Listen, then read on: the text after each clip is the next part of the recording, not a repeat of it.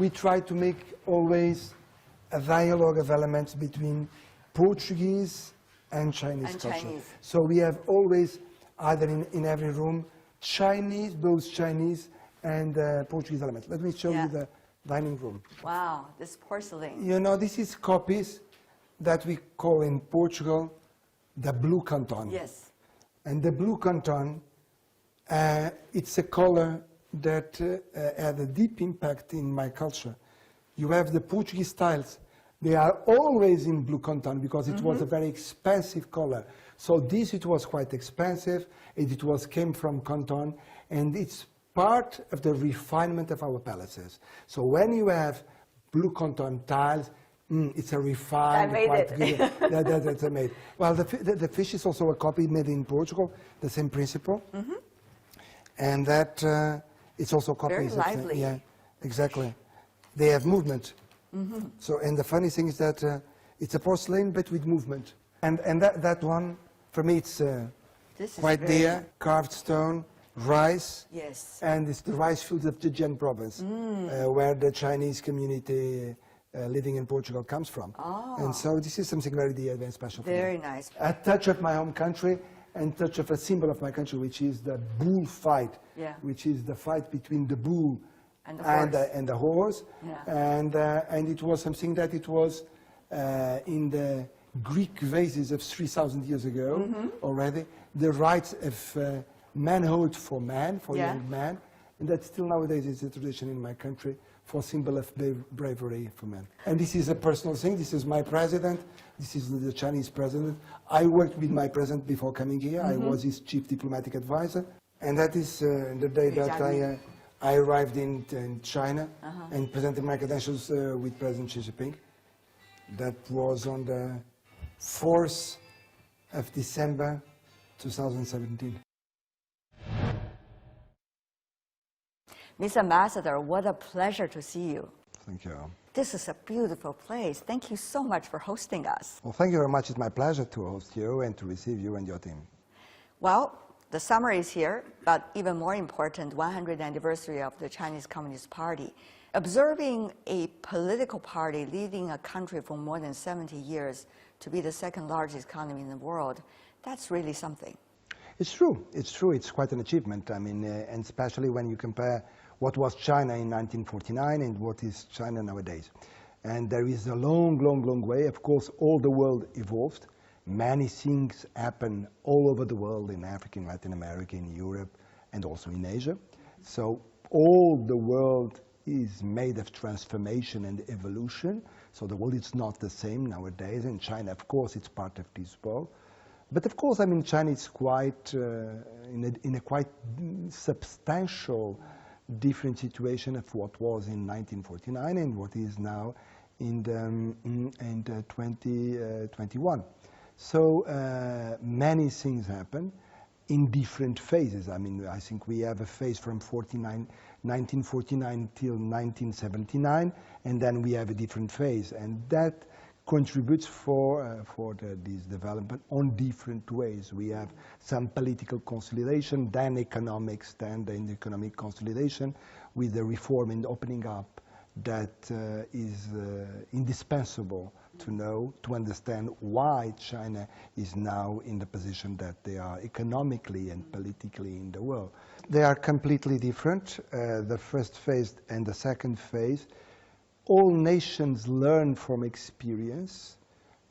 All people learn from experience. It's good that societies and people have the healing instinct, which means that we go further and to lick our wounds, the things that we have done better. But judging history in the present of what happened in the past, it's not always not easy. Not easy, and it's and not sometimes always not accurate. And not accurate. So the best is to learn and to project a better future. And to move on. Exactly, more than to judge. More open-minded than judging. Yes, yeah, exactly. So my point is not to be judgmental, but to be willing and open to learn from the experience. You talk about 1979 onward. That's when China reform and opening up to the outside world. That's more China and Portugal interact with one another. and today have already reached a very different stage. Tell me more as a diplomat. Yeah. Well, in 1979, it's when China started the process of reform and opening up. But 1979 is a very special year in the relations between Portugal and China. It's the year that the People's Republic of China and the Portuguese Republic re-established diplomatic ties. So it's a special year that for us means a lot in this relationship. It was a year that we started to speak officially about Macau and the handover of Macau back to China. It was an important process, and again, as it was in the past, it was a piece of the close ties that always linked China with Portugal. It was always a piece of the dialogue between China and Portugal. And the process of handover of Macau, which was again a constructive one, made through dialogue and common understanding. So it's something that the diplomats and the politicians in Portugal, from the left or from the right, are quite proud of it. Are quite proud of how sophisticated the relationship between Portugal and China has always been since the beginning. And so the first descriptions that the first Portuguese have made after arriving in China, it's something that really deserves to be read and to be understood, to understand better the way that the imperial court of Portugal always related to China and the Chinese Empire. So it's something that really makes us a relation that is deserved to be studied. Very interesting. The cultural ties between China and Portugal. I remember when covering the Macau's return to China on different anniversaries, I was told by my friends in Macau that it has been the place where the Chinese classics being translated into Portuguese, and from there, in fact, to the rest of the continent in Europe. In other words, Portugal has been on the very front line in terms of learning from the Chinese culture and being a bridge to a certain extent between the two continents. Tell me more about, Mr. Ambassador, that seems to be a more serious and historical note, but even for you personally, yes. When did you get to know China? Maybe as a kid or when you grow up, and did you ever think about that one day you will be an ambassador to China? No, that one just dares to dream from time to time.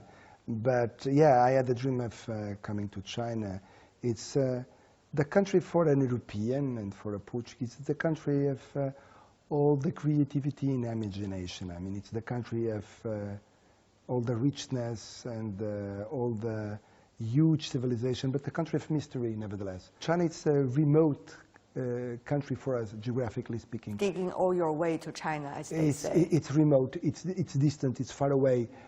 So it's not easy to come and to travel even before the pandemic. I mean, you have to make a long trip to go there. And then when you arrive, you see that you have a civilization, a philosophy, a way of being that is at least as old as the European one, and as sophisticated at least as the European one. And that don't know much about that, because we spend our whole lives studying and learning about the complication of the European civilizations. I mean, from the Greeks to the Jews and to the Bible to the Renaissance to all kinds of art, all kinds of philosophers, musicians, painters, wars, conflicts within Europe. So we are absorbed for 10 years of study when we are young about that. So we don't have much space dedicated to such a rich civilization and such a rich history as it is the Chinese one. So being far away, not very well studied, it remains quite mysterious for us. So, but for me, as a human being, I like to feel in minority. I mean, it's a quite challenge. I mean, so I like to go to a place where I like to feel humble as a person, to learn with the others and to get richer. And with all the knowledge of that. I'm not looking for the comfort zone of being on a place that I already know and I know the things. I like to discover something that challenges me and that puts me mandatorily in observing the world through different lenses. And this is good. That's why I loved living in Africa, and I'm adoring living also in China as well, because it enriches me as a personal point of view, as a human being, that it's mandatory for you to think, to try to understand the other. I can see you are a very open-minded person, very observant as well, Mr. Ambassador. From a soft note to a maybe more challenging note, what about politics these days? As we know that things are changing dramatically, at least on the surface. We do not know what it will be like 5 years from now, 10 years from now. Nobody could predict, but it's interesting time. How do you see all of these mixed messages, rhetorics vis-a-vis realities, the earlier nature of relationship in a huge transformation that are taking place right now? Mr. Ambassador, how do you figure out what's going on regarding China, of course? Well, listen, I'm not a diplomat just as a job. I'm a diplomat as a person also. I like to bond and to connect with others. I deeply believe that there is nothing that divides people that can't be overcome through dialogue. Are you too naive? No, I don't think so. Are you too idealistic? No, I'm not. No. I'm rather cynical. No. And sometimes some cynicism is also useful to understand that we can overcome everything. Let's be very frankly. Some things that from some time looks completely impossible to overcome then can be really overcome and can be built on a different way. My only point, and that is as an European, it's very important that competitiveness between nations, it's a natural thing. We are competitive towards human beings and compete, there is nothing wrong with that. I think it's a healthy thing and moves people to the better. I don't see that as a negative thing. I think that as a positive thing. But it's important to be careful to be self-confident, to have self-esteem. It's very important for a nation, for a society, very important. Your counterpart, Chinese ambassador to Portugal, recently at a conference, and I was reading from media reports, he talked about China and the European countries, of course including Portugal, need to have frequent, serious, and frank discussions. And he emphasized that there is a huge need to do that. Yeah. Mr. Ambassador, I do not know whether you agree with him or not about the need to have dialogues and discussions, frequent, serious, frank. I can't agree more. I can't agree more. And I will go even further than that. Talk, it's important because something that you take it for granted, that it's very logical and very obvious for you, might not be exactly as logical and obvious for me. I have to understand your motivations. I have to understand your constraints. Which shoes you're in. I have to understand your complexes and the complexities. And that takes time. That takes time for a diplomat and for a politician. We need time. We need to build relations. We need to build trust in each other. We need to overcome that. That takes time. There is never too much talk. There is never too much understanding. I think culture is a crucial element on that. I have to know you better. The more I know about you, that's why you were speaking about literature and speaking about the Chinese writers. I need to read you. I need to understand your feelings. I need to understand the way that you express your rhythm, your sense of musicality, your sense of poetry, your sense of art. When I understand that, I understand you better. And then when I understand you better, it's the moment when I can start to appreciate you. Nobody in life enjoys something or appreciates something that he doesn't understand. He doesn't understand the meaning. So we need to understand the meaning of something, and for that, it takes time to study. So we need to visit the Datong caves, but to understand a bit what happened in there, how long it happened, and how does it mold the Chinese society and mentality, and vice versa also. It's one of the four ancient gigantic Buddhas in China. Yeah. So it's very important. I mean, I'm speaking about... It's just one example. Exactly, it's one example. I spoke about Datong, but I could speak about the gardens of Suzhou. I could speak about the gigantic Buddha in the south of the province of Sichuan, in the river. That is really something magnificent. So we can speak about many things with a religious character or a political character. That's important. And we can also speak about that with the Portuguese poetry. Yes, beautiful poetries, by the way. Yeah, so it's important to understand history, philosophy, and the thing. And so talking, it's never too much, and it's indispensable in my point of view. The Belt and Road Initiative, for example. Portugal is one of the very first European continent countries on the Atlantic to subscribe and to work with China and others on the Belt and Road Initiative. How do you see its evolution today, and where is Portugal in that? Well, yes, it's true. We were on the first subscribers. We see that as a positive initiative. Yes. To create more dynamic in the world, to create competitiveness, which is a good thing. I mean, which is a good thing for us. So we saw that as a positive contribution, as other initiatives that should come from different parts of the world. So we don't see any problem on that. Of course, economy is very important. Of course, economy is the muscle of a relationship. But for us, the structure, it's not the muscle. It's the bones. It's the heart. And the heart, it's a bit less materialistic. So the dialogue and the common understanding, it's the key element. So if we can have a better economic relationship and ties with China, the better for everybody. But the most important element and crucial element is the common understanding that we have. Talking about the Belt and Road Initiative, people have been emphasizing once and again the green color, the so-called green backdrop.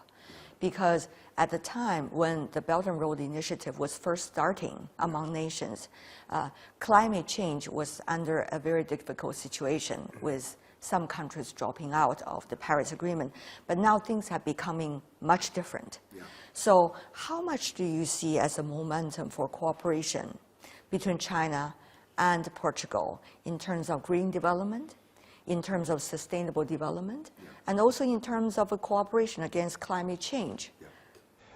That is an element that we are all crossing our fingers that we keep the mood that we have for the common good of all humanity. I mean, the climate is changing with no borders. I mean, they are changing all over the world. And that is for sure affecting all humanity. And of ourselves, because I mean, it's growing so fast, the climate change, that it's quite urgent for us to rethink the economic model in which we are evolving. We need to develop an economy that is more and more circular economy and more sustainable. I mean, nature is giving signs, very clear signs, that is becoming to feel the exhaustion of being explored for thousands of years by humanity. We need to stop some elements of this overexploitation of nature and to do some elements that preserves biodiversity. Do you see concrete points in which China and Portugal could work together? Yes, we can work a lot on that. I mean, Portugal... Give me some examples. Yeah, I can give you very specific examples. I mean, some of the most important Chinese investments in Portugal are precisely in the electric system. I mean, we have Chinese investments in electricity production and electricity distribution in Portugal. In our point of view, one good example of this cooperation could be the production of electric cars. China is quite developed in this, and we are quite open and quite willing to cooperate with China in this. So if we have investments of Chinese capitals over there in these kind of electric cars or buses, it will be as logical as it was to invest in our electricity system production. And by the way, we produce almost 50% of our electricity. It's renewable. It's on renewable sources. And China is also evolving a lot in that. So in this is a specific example where we could work together for a common good.